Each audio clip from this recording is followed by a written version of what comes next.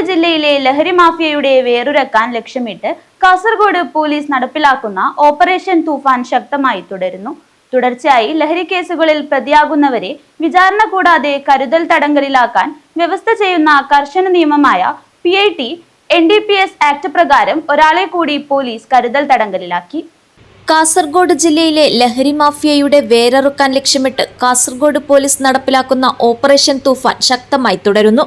ഇതിന്റെ ഭാഗമായി തുടർച്ചയായി ലഹരി കേസുകളിൽ പ്രതിയാകുന്നവരെ വിചാരണ കൂടാതെ കരുതൽ തടങ്കലിലാക്കാൻ വ്യവസ്ഥ ചെയ്യുന്ന കർശന നിയമമായ PIT NDPS ആക്ട് പ്രകാരം ഒരാളെ കൂടി പോലീസ് കരുതൽ തടങ്കലിലാക്കി. ചെങ്കള റഹ്മത്ത് നഗർ സ്വദേശിയായ നുഹ്മാൻ CZനെയാണ് കാസർഗോഡ് വിദ്യാനഗർ പോലീസ് അറസ്റ്റ് ചെയ്തത്. പോലീസ് നടപടികൾക്ക് ശേഷം പ്രതിയെ അതീവ സുരക്ഷയുള്ള തിരുവനന്തപുരം പൂജപ്പുര സെൻട്രൽ ജയിലിലേക്ക് മാറ്റി. ലഹരി വസ്തുക്കളുടെ കടത്ത്, വിൽപ്പന, വിതരണം എന്നിവയിൽ ഏർപ്പെടുന്നവർക്കെതിരെ ഇനിയും ഇത്തരം കർശനമായ നിയമ നടപടികൾ സ്വീകരിക്കും. ഇതോടെ ജില്ലയിൽ 19ാമത്തെ ആളാണ് ഇത്തരത്തിൽ അറസ്റ്റിലാകുന്നത്. News bureau, Kasaragod.